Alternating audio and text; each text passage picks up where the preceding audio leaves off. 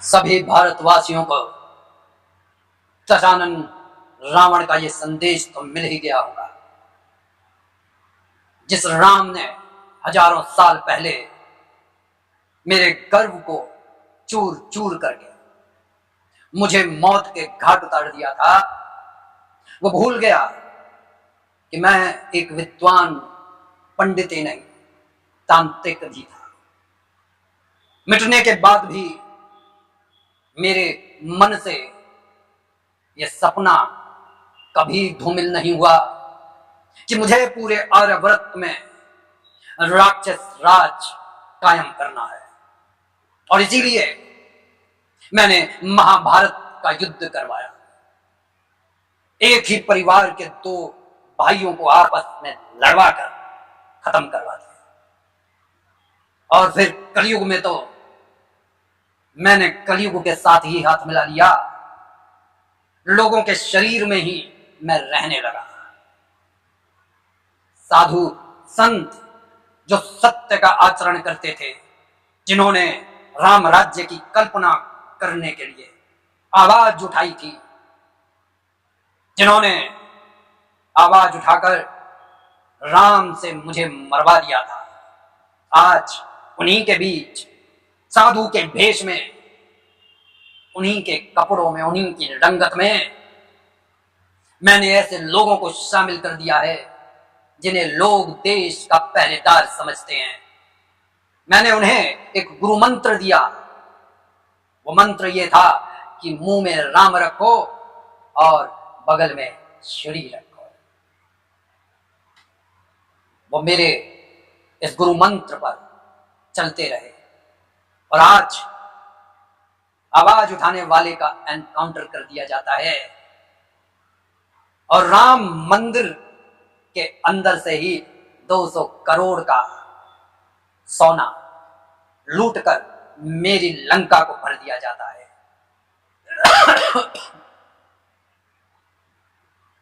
सारे आवाज उठाने वाले लोगों के दिमाग को मैंने हाईजैक कर लिया है। कोई पत्रकार मेरे खिलाफ नहीं बोलता।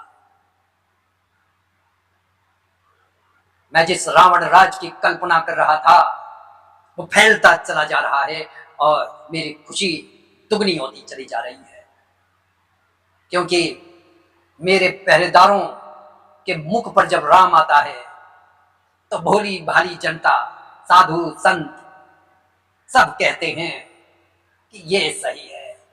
जिसके मुख पर राम का नाम है वो गलत कैसे हो सकता है।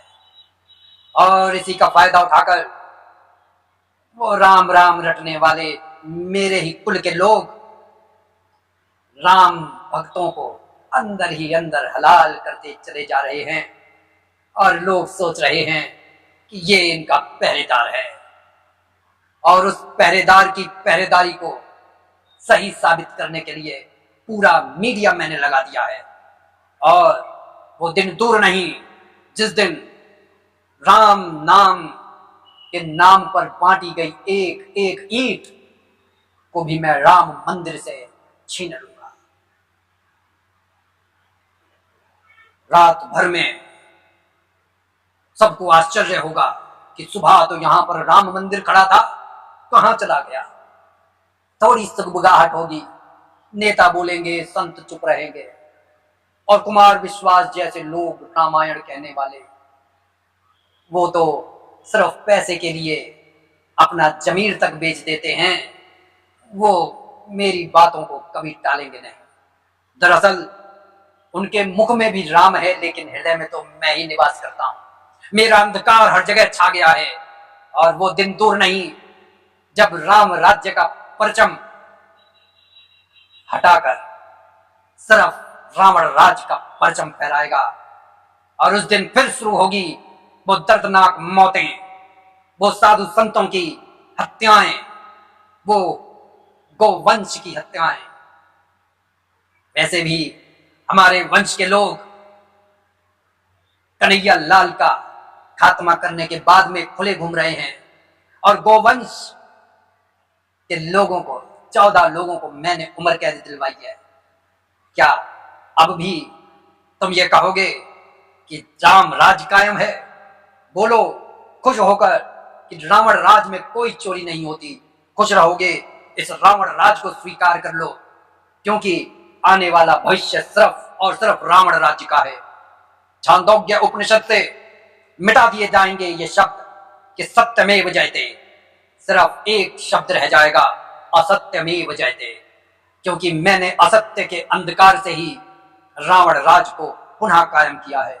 यह और बात है कि कायम करने में मुझे कितने हजार साल लग गए, लेकिन आज राम के भक्त, उन्हें शर्म नहीं रही और राम आंखों में आंसू लिए कहीं बैठे होंगे।